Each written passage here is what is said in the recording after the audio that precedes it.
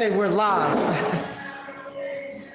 Hey, happy National Ice Cream Day. It took me a minute to get here. Been busy. I've been running back and forth all day, getting stuff. It finally slowed down enough for me to actually be able to come live with you all. Great National Ice Cream Day. The kids here are loving it. We've been super busy all day long. Like I said, just got to the point where we could slow down and I can actually start to film. And what I'm doing, I was coming today. Today has been funny. I've been sitting in the ice cream parlor. I've just been talking to customers. And I had so many customers just been asking about entrepreneurship, how I got started, how do you start an ice cream parlor. So I said today I was just going to come in and just kind of tell you how you, if you're interested in doing an ice cream parlor, how you actually can start an ice cream parlor business. How I got started, like I said, when I bought the Appliance Boot Camp building, I bought two buildings together. Two buildings came along with it, and I was trying to figure out what to do with the second building. I needed something my son and I could do together. At the time, I thought about like doing like a snow cone shaved ice. It's just a little too seasonal for shaved ice here in North Carolina. I even had thought about some of the people from the Appliance Boot Camp that came to the earlier classes when I first purchased the building and they came in. We actually was talking about what I was going to do with it. And I had actually, at that time, I was thinking about doing like a nail salon. I had thought about renting an office building, making an office space. And what I normally do, I come to the buildings, I sit around in them for a little bit and let them talk to me. And this building told me it wanted to be an ice cream parlor. At that time, my family, we would go up to Raleigh to a place called Two Roosters, get homemade ice cream. And I said, let's do that. So we started the ice cream parlor business. From there, once I made a decision, this is where we're going to go. Thank y'all for coming. I really appreciate it. Y'all have to come back. You too. And so what happened, to get started in the ice cream parlor business here in North Carolina, you have to go through the Department of Agriculture. You don't go through the health department. So the Department of Agriculture, they will actually tell you the requirements you need to have inside of a building. In North Carolina, what you need to have a 3-bay sink, a hand washing sink. If you've got a brick and mortar place, you're gonna have to have exit lights at each entry place. And you gotta have a fire extinguisher. Your restroom gotta be ADA compliant. Your countertops where you actually serve ice cream or where people pay at has to be ADA compliant. I mean, it can't be no higher than 36 inches because people with wheelchairs and stuff need to be getting in. Same thing to enter into your establishment. If they're coming in, they gotta have a way for them to actually enter into it, so they have to have wheelchair access. Okay, so once you know the requirements, you need to then start looking for a building. If you're going to be doing a brick and mortar spot, you need to start looking for a building. Once you find a building, I want to keep it for ice cream parlor. If you first starting off, I want to keep the ice cream parlor, the rent and stuff, no more than $1,000. Because when you first starting off, you're going to be making about $1,000 a week first starting off. And so with that, I want 1 week be able to cover all of your expenses and stuff for your rent and all that. So a week and a half, if you're going to be doing it yourself in there, 1 week will cover all your overhead and all that. And then the next 3 weeks, there'll be enough for you to actually be able to pay yourself and have a livable wage. Now, if you're going to start off and you're going to have somebody that's working it, like I've done, you need to have some capital set up so that you can actually let the business operate and you be able to pay the staff and get the supplies and stuff in. With me, a good operating capital for me to start, I had about $12,000, $12,000 to $15,000 that I had set aside to actually for the business to run long enough for it to actually get its feet up under it. So that $12,000 to $15,000 enough to pay the utilities, to help out with payroll every now and then, because we started it right in the middle of a pandemic. But lucky for us, it took off, and after maybe a week or two, the business was able to sustain itself. And I didn't go out at the very beginning and just threw a lot of money into the business. I started off with the bare minimum. I got started in this business, buying the building, renovating the building, all the equipment, everything. I was less than $60,000 into everything. But as the years gone on, this is our second year here. Every year, every quarter, as I start to make money, I take the money from here because I don't take any money from here. My sons and my daughters, they get paid from here. I don't get a paycheck from here. The money that would normally come to me, I apply it back into the business. So now we're in the point now where I have actually kept putting money back into the business, to now the business I can now, if I want to, start taking a side. Sorry about that. We're having a problem with the internet. I'm not taking the money out yet. I'm taking the money and investing into getting going mobile. We have mobile trailers.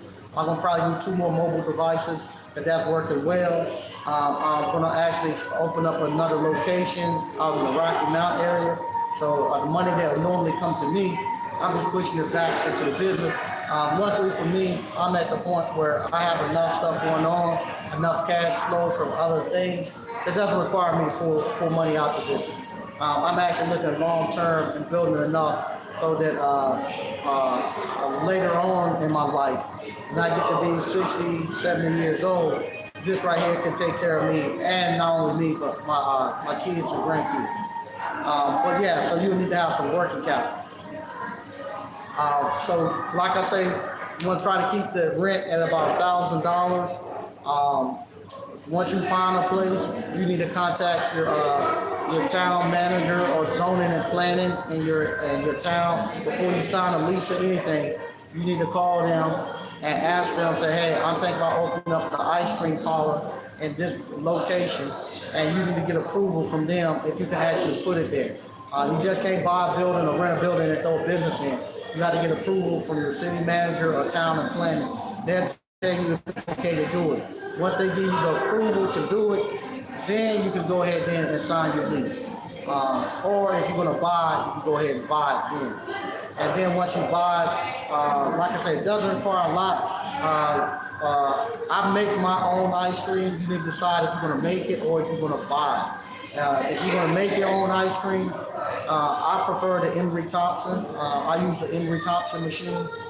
So you need to contact Emery Thompson. You need to they have actual classes at Emery Thompson where they actually teach you how to make the ice cream, and you can go to their class. I went to Jeff Marco Mystic Boost Camp. I went to their class. I also have Price Boot Camp. If you buy it, you get the ice cream parlor business. I'm going to be releasing that on its own pretty soon, because right now I'm comfortable running the ice cream parlor.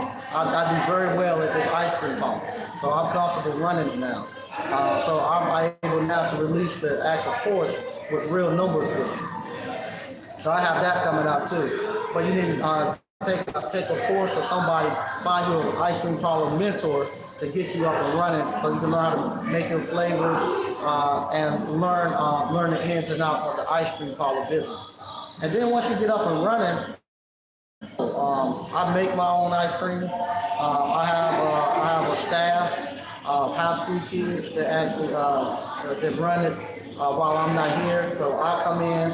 I just make sure that they have all the supplies and stuff they need. Everything is working fine, and then I can step out.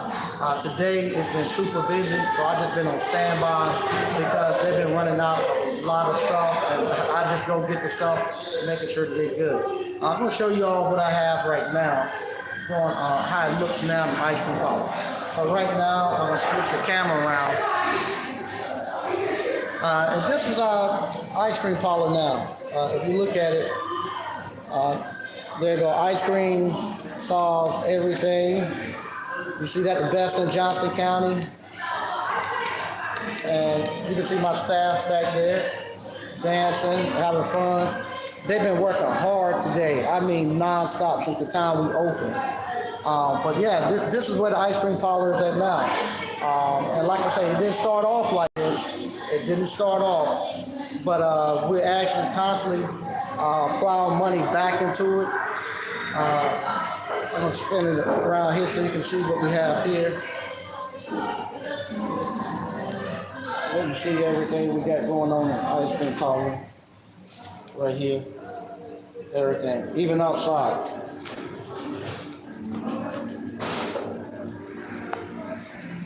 Okay, yeah. So I didn't come out and just throw a lot of money into this ice cream parlor. If those people who've been along for the ride, y'all saw me starting off with with just actual deep freezer. The deep freezers we started off with, I had them from Walmart. They're $100 deep freezer. And as the ice cream made money, I upgraded them to dipping cabinets. Started off, we only had about 6 flavors of ice cream. And as I perfected those flavors, I moved to the next. Currently, we have over 40 flavors we keep on hand for ice cream. And every time we got better, we actually moved the counter out further and further to the point where we're at now, where we got enough room in here. Got enough room in here. Enough room. It's full of life. Like I say, right now people are eating dinner. So it's 6 o'clock here, Eastern Standard Time. At about another 45 minutes, it'll be packed from about 6:45, 7 o'clock, all the way till we close at 8. So what happened? People eat dinner now. They have to eat dinner. They say, hey, let's go grab some ice cream.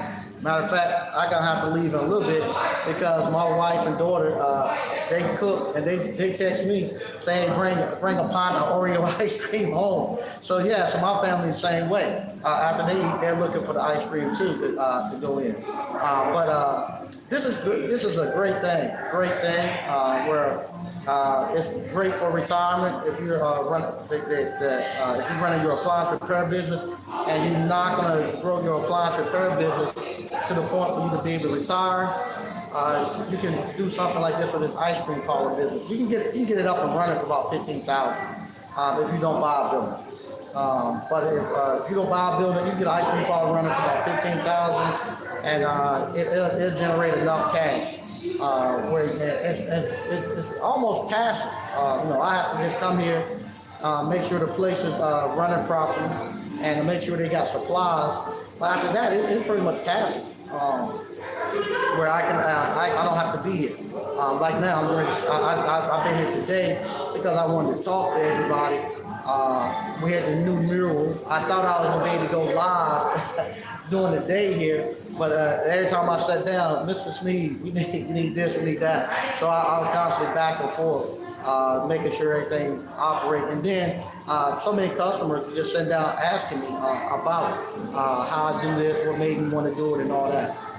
So I just want to come to y'all real quick. I'm gonna be back with you all on tomorrow.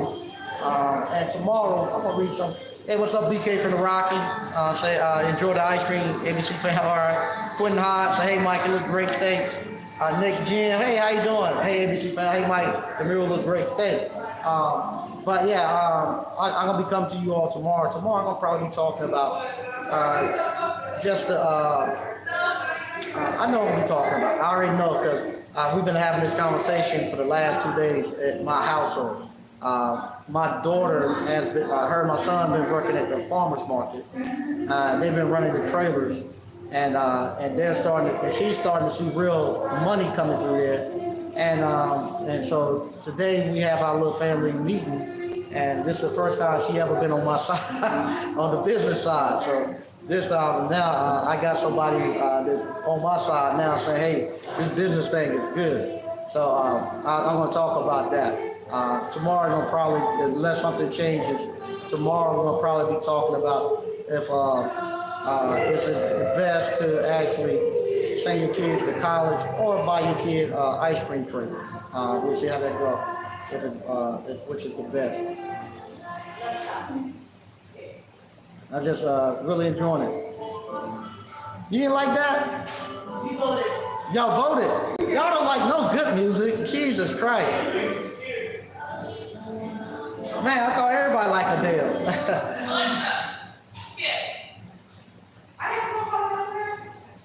Why you like that one? Oh, okay, all right. They usually have a good taste in music. I will give them that. Sometimes they surprise them, but then sometimes they do like they do now. They just skip everything. But once again, I want to thank everybody that has been rocking with us at Appliance Boot Camp. This has been a crazy ice cream season. I've done very well.